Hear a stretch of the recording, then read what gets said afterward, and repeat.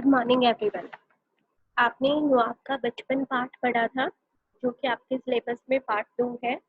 Renu ma'am ने बहुत अच्छे से समझाया था। उम्मीद करती हूँ कि सबको समझ आ गया होगा। ठीक है, क्वेश्चन आंसर, इसकी कहानी तो बहुत ही आसान है, क्योंकि प्रेमचंद जी जो एक महान उपन्यासकार हुए हैं, कहानीकार हुए हैं, उन्हीं के जीवन पर आधारित है। ठीक है, प्रेमचंद जी को बचपन में नवाब कहा जाता था, लेकिन उनका असली नाम धनपत राय था। ठीक है, और उनका बचपन कैसा बीता, उन्होंने क्या क्या परेशानियों का सामना किया, उनकी शिक्षा कैसे हुई, वो सब आपने इस कहानी से पढ़ा है। ठीक है, आज हम पढ़ेंगे इसका अभ्यास। नीचे दिए गए प्रश्नों के सही उत्तर पर टिक लगाना है आपको। ठीक है, मुंशी प्रेमचंद को नवाब नाम किसने दिया था? उनके नवाब नाम किसने दिया था? उनके ताऊजी ने दिया था। उनके पापा ने तो उनका नाम धनपत राय रखा था। ठीक है, मुंशी प्रेमचंद जी का जन्म कहाँ हुआ था? लम्ही गांव में हुआ था। ठीक है, लम्ही गांव में वो रहते थे, वहीं पे उनका जन्म हुआ था। बचपन में नवाब को सबसे अधिक क्या भाता था? बचपन में नवाब को सबसे अधिक गुड़ भाता था। आपने कहानी में पढ़ा होगा ना कि नवाब जी को गुड़ इतना पसंद था कि जब उनकी माँ उनके मामा के घर जाती है तो वो कम से कम 30-40 किलो गुड़ खा जाते हैं 3 महीने में ही, है ना, पढ़ा होगा। मुंशी प्रेमचंद ने बचपन में कितने पैसे चुराए थे? उन्होंने प्लान बनाया था कि अपने भाई के साथ मेला देखने जाते हैं, और चलो 1 रुपया चुराया था और मेला देखने जाते हैं। और वो खुद तो चले गए, उनके भाई खूब पिटाई हुई उनकी, है ना। किसके लाड़ से नवाब बुरी संगत में पड़ गए थे? जब नवाब की दादी की मम्मी की डेथ हो जाती है, उनकी माँ उन्हें छोड़ कर चली जाती है और पापा का बारी बारी ट्रांसफर होता रहता है, तो नवाब को अपनी दादी के साथ रहना पड़ता है। अब दादी इतने अच्छे से उनका ये सब ध्यान नहीं रख पाती, तो वो किसी बुरी संगत में पड़ जाते हैं। तो हम क्या लिखेंगे कि दादी के लाड़ से नवाब बुरी संगत में पड़ गए थे। दिए गए वाक्यों में संज्ञा शब्द रेखांकित कर उसके भेदों के नाम लिखिए। ठीक है, आपको संज्ञा भी बतानी है और उसके भेद भी बताने हैं। अजायब लाल, संज्ञा चैप्टर रेणु मैम ने बहुत अच्छे से कराया है। आई होप आपको अभी तक समझ आ गया होगा कि कौन सा भेद है, कौन सा कैसे पहचान करनी है।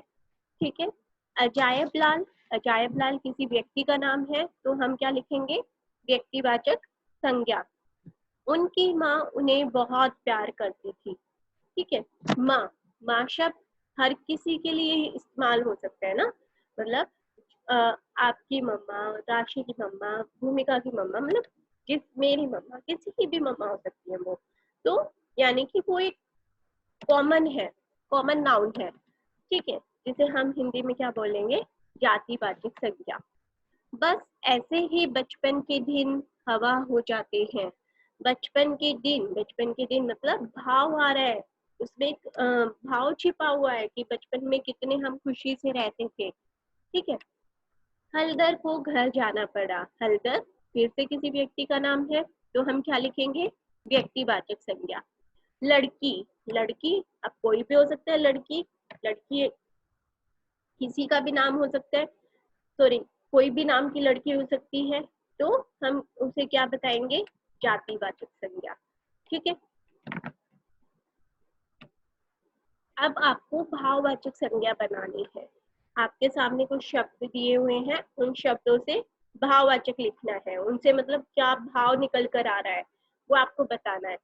जैसे बच्चा क्या करता है? बचपन में खूब उछल कूद करता है, तो वो उसका भाव है। बच्चा बचपन। लड़का लड़कपन।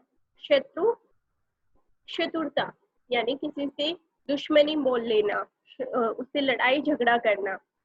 मीठा मिठास। ठीक है, मीठा पे बड़ी की मात्रा आएगी, लेकिन जब उसका भाववाचक संज्ञा बनेगी तो उसकी मात्रा छोटी हो जाएगी। परायापन। गिरना गिरावट। घबराना घबराहट। ओके, धातु में कर लगाकर। ठीक है, कर प्रत्यय लगाना है आपको। कर लगाकर लगा देने से क्रिया पूर्वकालिक हो जाती है, मतलब पहले जो क्रिया हमारी हो चुकी है वो क्रिया बन जाती है। जैसे सो जमा कर, सोकर, वह सोकर उठ गया, यानी कि वो काम उसने पहले से कर लिया, अब वो काम उसका हो चुका है। ओके, दिए गए धातु रूपों में कर लगाकर पूर्वकालिक क्रिया बनाइए। पूर्वकालिक क्रिया मतलब पास्ट टेंस में बनानी है आपको, मतलब पास्ट टेंस में भी क्या बनानी है कि आपको ये बताना है कि वो काम पहले हो चुका है। ओके, तथा उनका वाक्यों में प्रयोग करना है। जैसे चल जमा कर इक्वल टू चलकर, कैसे बनेगा वाक्य? राम चलकर घर जाएगा या राम चलकर अपने घर जाएगा।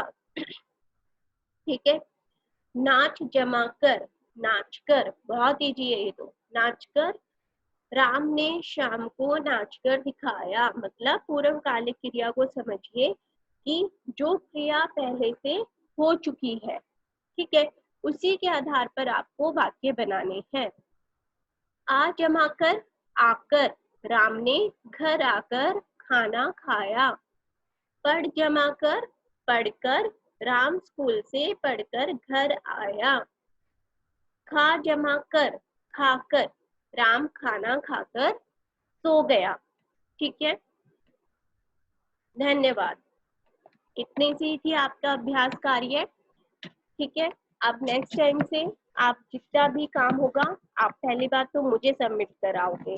दूसरी बात, कोई भी डाउट है आप मुझे बता सकते हो, क्लियर करना है कुछ भी। अगर ये आपको चैप्टर दोबारा पढ़ना है, दोबारा मैं पढ़ा सकती हूँ, क्वेश्चन आंसर दोबारा करने तो मैं करा सकती हूँ, नहीं तो हम नेक्स्ट चैप्टर स्टार्ट करेंगे। ओके, और ये जितनी भी बैक एक्सरसाइज है आप अपनी बुक में लिखोगे। अगर बुक नहीं है अभी तो अभी एक रफ कॉपी में लिखो, उसके बाद बुक में फेयर करना। Okay, thank you, have a nice day.